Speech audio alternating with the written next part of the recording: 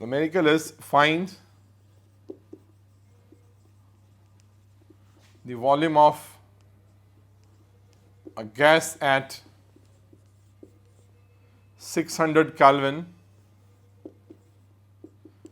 if it occupies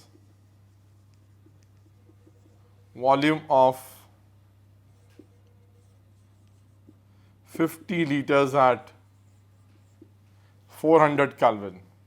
So your V1 is 50 liters, your T1 is 400 Kelvin, your V2 is, you have to find out, your T2 is 600 Kelvin.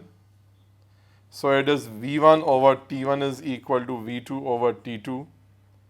So we can write this as 50 upon 400 is equal to V2 upon 600.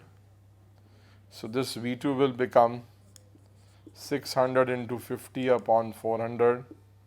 So it's 1.5, it's 75 liters. So it's almost as like this, because higher is the temperature, higher is the volume.